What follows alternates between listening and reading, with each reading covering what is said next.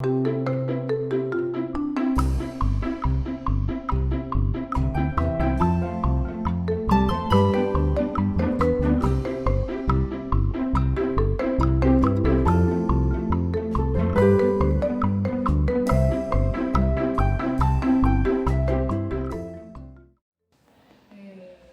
gostaria que você falasse um pouco a respeito de como você percebe a atuação da população, das comunidades de Santo Antônio de Jesus aqui no Conselho. Pronto, primeiro falar de que a atuação das comunidades é fundamental para que a gente tenha uma atuação eficiente do Conselho. Como as comunidades podem atuar no Conselho? Através das entidades. Então, uma associação de moradores. Olha como é tudo feito passo a passo, né? Por exemplo, você vive em um bairro, uma comunidade e quer ter sua voz ouvida. O primeiro passo é se organizar ali. Se organizar enquanto comunidade. E nós temos alguns mecanismos de como isso se organiza. Através de uma associação de bairro, através de uma ONG, de um projeto, algo assim. Depois que isso passa para essa etapa da formalidade, e aí às vezes é um entrave porque exige uma série de conhecimentos técnicos para viabilizar essa formalização de uma associação, às vezes precisa de alguém com muita boa vontade, com voluntariado para fazer essas partes mais burocráticas.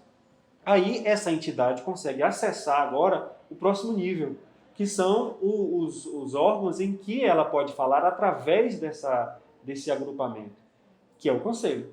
Por exemplo, o Conselho nós temos várias ONGs. Então, nas reuniões dos conselhos, os representantes dessas ONGs, eles falam das necessidades de sua própria comunidade, do seu bairro, de sua região, e apresentam ali no Conselho demandas que são de sua comunidade. Então, isso também é a apropriação dos conhecimentos e dos mecanismos para fazer nossa voz ser ouvida. E, nesse sentido, acredito que a comunidade de Santo Antônio de Jesus tem participado bastante. Nunca é o ideal, porque acho que nós sempre temos algo mais a buscar. Mas tem havido muitas boas iniciativas de conhecer mais sobre a política municipal, sobre a política de direitos, e isso tem se transformado em ações práticas, inclusive de participação nos órgãos em que a nossa voz de fato é ouvida. Olha, até quando a pessoa não está congregada a nenhum movimento social de mobilização, essa pessoa pode estar participando das reuniões do CNBCA? Olha, as reuniões do Conselho não são, claro, secretas, não são fechadas, elas são abertas, mas para ter direito a voto e para ter direito, inclusive de fala, é preciso atender a alguns critérios, né? De voto ser inscrito no próprio Conselho. E aqui vou relembrar uma outra atribuição importante do Conselho, que é a de chamar as organizações da cidade para uma regularização, para um cadastramento. Então é função do Conselho cadastrar essas entidades. Por que é importante cadastrar? Porque o mecanismo formal é uma forma de nós termos os nossos direitos garantidos também. Então, a sociedade, claro que pode participar, mas o indicado é que seja de forma organizada, de forma formal, de maneira que ela possa, por exemplo, ser cadastrada.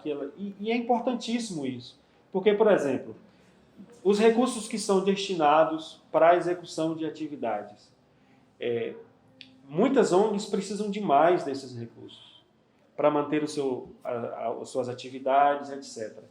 Há muita boa vontade, muita boa intenção em se fazer essas atividades. E muitas vezes os recursos não são adquiridos porque alguns critérios formais não foram atendidos, como algumas certidões, algumas prestações de contas, uma série de coisas que são comuns às organizações, mas que não é comum no dia a dia das pessoas que trabalham nas ONGs, porque são temas contábeis, coisas de contabilidade, coisas mais burocráticas. Mas isso inviabiliza a destinação de recursos, às vezes, para essa comunidade. Então, nosso trabalho é traduzir isso, chamar elas para a organização, chamar elas para atender os requisitos e para que estejam aptas a receberem, por exemplo, esses recursos e continuarem suas atividades. Então, uma etapa importante da participação popular é a organização, enquanto sociedade civil. Claro que o indivíduo ele pode e deve se manifestar e ele tem os espaços para isso em todas as instâncias, na Câmara de Vereadores, na Prefeitura. Como eu disse a você, na lei tem sempre uma brecha. Embora na prática isso seja difícil de ser cumprido, no sentido de que nós não vemos isso ser uma coisa comum, mas na lei há sempre a possibilidade de participação popular. Então, é nos apropriar desses espaços, conhecer como devemos participar e insistir, ter persistência mesmo, porque às vezes a participação popular só acontece se nós formos perseverantes. Você me fez pensar, Wellington, a respeito de que muitas pessoas também podem pensar que o CNDC é algo que seja partidário. Né? Boa pergunta. Não é.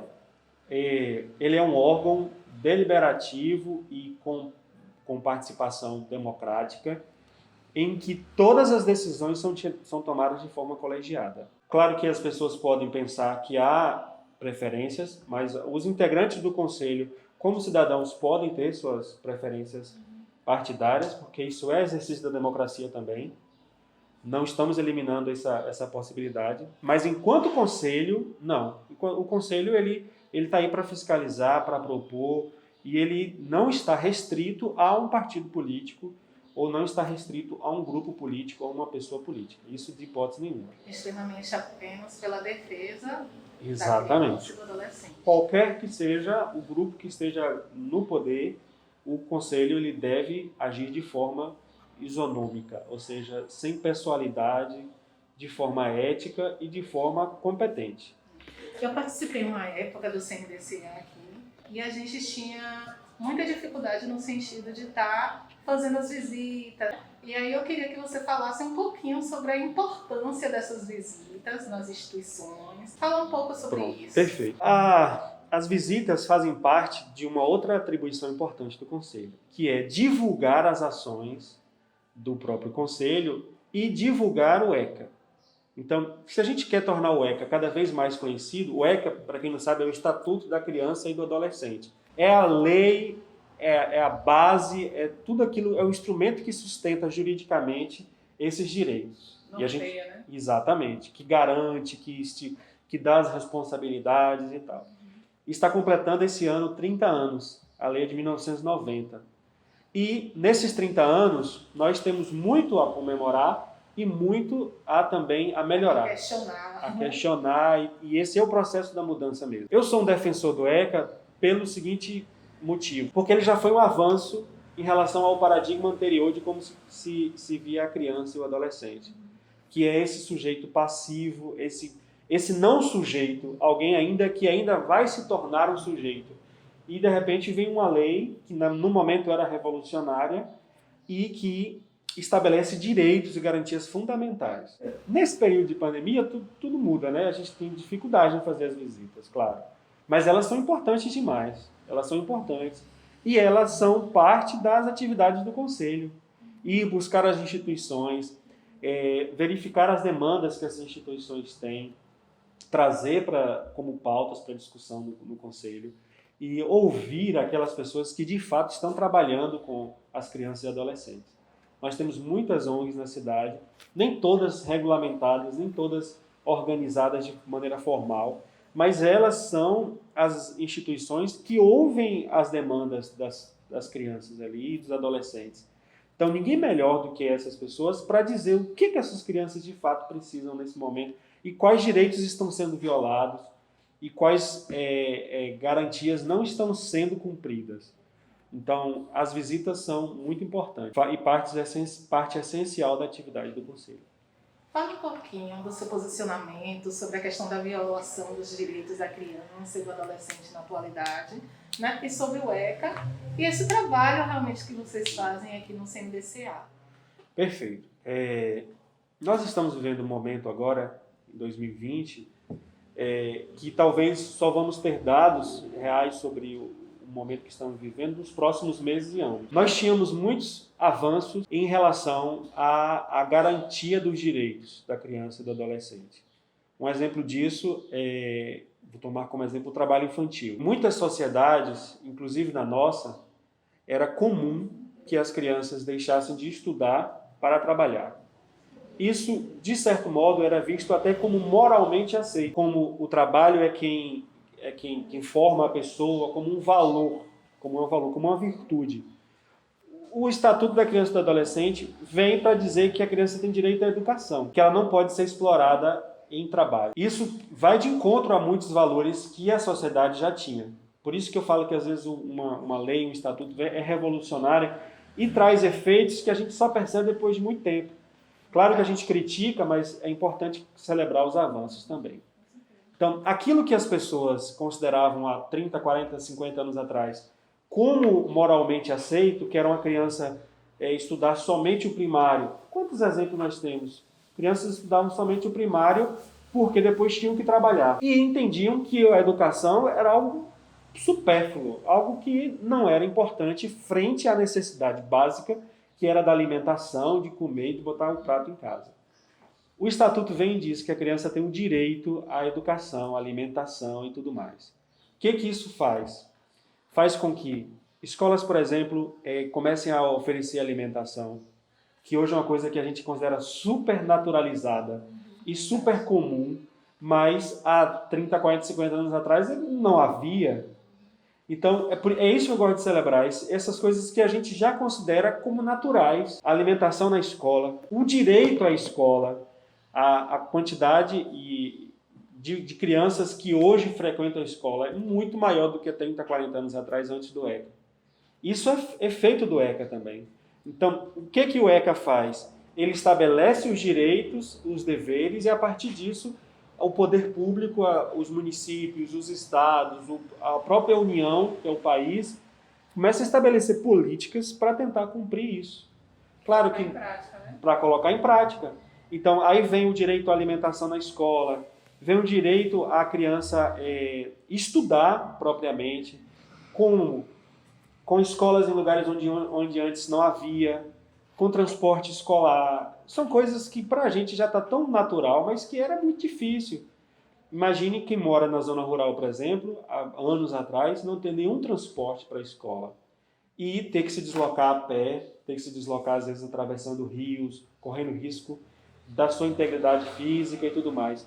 Hoje nós temos grande parte dessa realidade modificada e é graças ao ECA, que estabeleceu esses direitos e garantias, que foi mudando a forma como a sociedade pensa.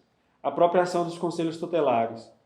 Hoje é quase unanimidade no senso comum a importância deles no controle e na garantia desses direitos. Então, é do imaginário popular que quando se vê um problema com criança, já fala logo, vamos buscar o conselho tutelar. Eu costumo falar a respeito que a gente precisa estar ouvindo a comunidade. Sim. Por exemplo, eu vou dar um exemplo super simples. Quando a gente vai no consultório médico, e aí o médico ele precisa ouvir o que nós estamos sentindo. Se o médico não ouvir, o que vai acontecer? Ele não vai poder passar medicações, ele não vai poder passar os instrumentos importantes para a melhoria daquela saúde. Exatamente. E muitas vezes é uma questão de saúde física, mas muitas vezes é uma questão psicológica. Então, se não ouvir, se não olhar para esse indivíduo, o que acontece? Todo o trabalho que é feito vai ser irrelevante. Exatamente. Igual as políticas públicas, existem as políticas públicas, mas se a gente não ouvir essa comunidade, as políticas não vão ser condizentes com a realidade. Perfeito. Então, isso me faz lembrar um exemplo, uma história, né, que de fato aconteceu, mas não foi no Brasil, foi numa comunidade na África, e que ilustra muito isso que você fala, de nós ouvirmos as necessidades antes de tentar propor algo, para não desperdiçar recursos, para não ser algo inútil.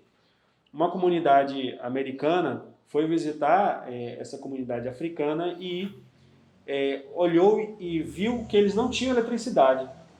E decidiram, com muita boa vontade, fazer um mega projeto para trazer eletricidade e luz para aquela comunidade.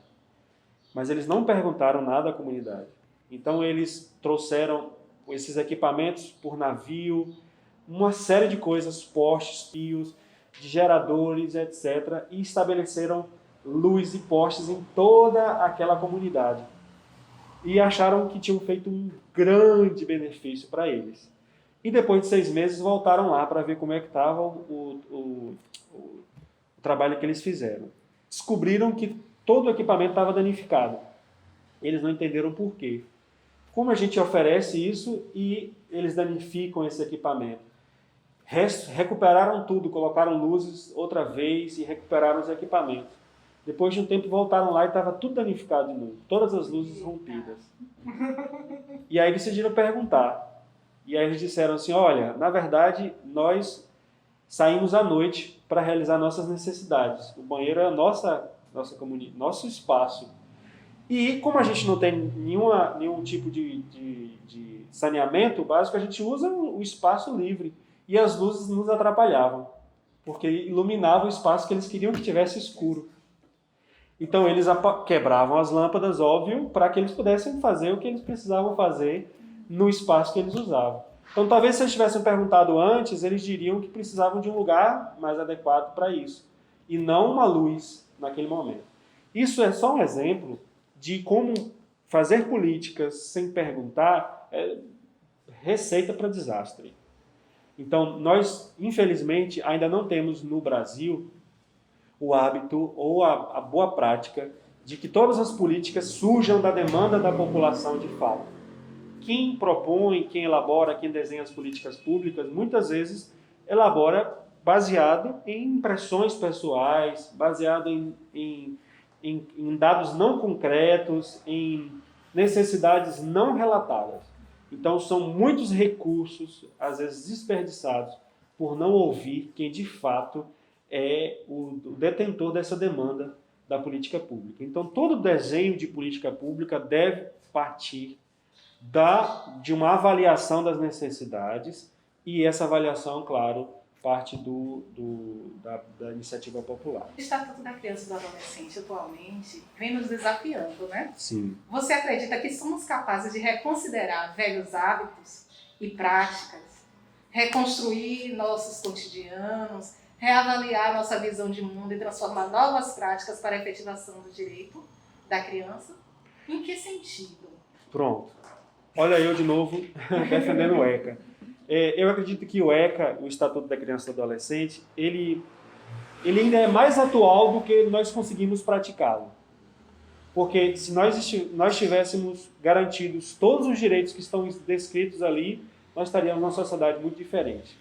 Então, há muito do que está descrito ali que ainda precisa ser perseguido, que precisa ser alcançado. Direitos fundamentais, direito à educação, direito à alimentação, direito à saúde, direito ao lazer, à cultura, à dignidade. Progressivamente, alguns desses direitos vão sendo violados de maneira sistemática, mas outros vão sendo assegurados através da efetiva participação dos órgãos, que são vigilantes do ECA, como o Conselho, como o CMDCA, como o Conselho Tutelar, como outros órgãos, que vigiam a garantia desses direitos. A sociedade civil, o poder público e tudo mais. Há desafios? Há no ECA. Nós vivemos um momento hoje que a sociedade não previa, que é uma completa mudança de paradigma nos nossos hábitos. Tanto que estamos falando um ou outro com máscaras aqui. Isso era inimaginável o ano passado. Coisas que nós fazíamos de maneira natural, como abraçar, pegar na mão, conversar, etc., não está sendo feito. A economia tem mudado, especialmente para as pessoas informais. Isso impacta diretamente na garantia de direitos, impacta. Muitas crianças, nós não temos dados sobre isso ainda, mas nós sabemos que assim funciona. Por exemplo, se crianças que antes só tinham direito à alimentação garantido porque estavam na escola e agora não estão, é possível concluir que há riscos nessa garantia. Né? Não tenho dados de quantas crianças estão passando fome nem nada disso, mas é possível inferir que se ela só tinha garantido o direito da alimentação ali na escola, e se ela não está frequentando esse espaço, esse direito está correndo riscos. Ele não está sendo efetivado. Outra questão é espaços de proteção. A escola também é um espaço de proteção. Então, se essa criança estava sujeita a algum tipo de violação, dentro da sua própria casa e agora ela precisou passar muitos meses encerradas na sua própria casa, nós não temos dados sobre isso nesse momento, mas é possível inferir que há maiores riscos dela sofrer esse tipo de violação, porque ela está no espaço que a vulnerabiliza e está longe do espaço de proteção. Se antes os professores ou as ONGs ou outras entidades eram os lugares em que a criança podia ser ouvida e que ali ela contava de alguma violação do direito dela, se ela não está frequentando mais esses espaços, podemos inferir que há alguns direitos que podem estar sendo violados. Então, o desafio maior é a partir de agora. Como reconstruir isso, como retomar isso, como garantir que não haja retrocessos a nível estadual e a nível nacional, porque o fato de termos uma lei de 30 anos atrás não significa que nós não podemos retroceder se não ficarmos vigilantes. Isso é possível acontecer. Então, é preciso estar atento às políticas nacionais sobre isso, estaduais e também municipais.